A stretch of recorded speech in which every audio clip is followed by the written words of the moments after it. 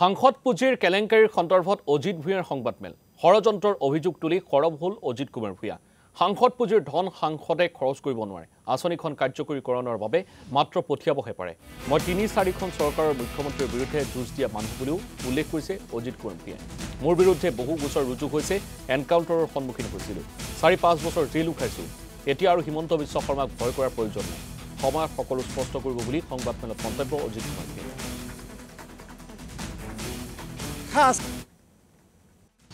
vigilance লগাই police লগাই অন্তত অজিত ভূঞাক হিমন্ত বিশ্ব শৰ্মাই নোৱাৰে বলে এইকাৰণে যে মই যোৱা ৩-৪খন চৰকাৰৰ মুখ্যমন্ত্ৰীৰ লগত যুঁজি NSA টাডা IPC সকলো কৰি মই 4বাৰ জেললৈ গৈছোঁ গ্ৰেপ্তাৰ হৈছোঁ আৰু মই এনকাউণ্টাৰৰ মুখামুখি হৈছোঁ যে আপোনালোকে গাইডলাইনখন ভালদৰে পঢ়িছে চাগে নাজানো তাত ক'ত লেখা আছে যে সাংসদজনে পুঁজি কিবা ব্যৱহাৰ কৰিব পাৰে তেওঁ ইমপ্লিমেণ্টেশ্যনৰ ড্ৰয়িং ডিছবাৰ্চিং সকলো ক্ষমতা এজন উপায়ুক্ত আজিকালি আয়ুক্ত বুলি কয়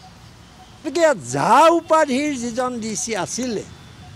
সেই DCজনক আজিও কিয় তেওঁ ৰক্ষণাবেক্ষণ দিছে মুখ্যমন্ত্ৰী মোৰ যিটো মানুহৰ কোনো তাত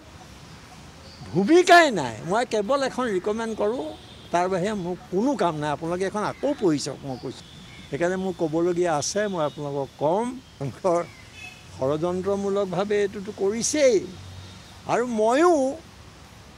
ৰাইজৰ লগত থাকি ৰাজপথত ওলাই এই অন্যায়ৰ প্ৰতিবাদ কৰি এটা পুৰস্কাৰ মোক দিব খুজিছে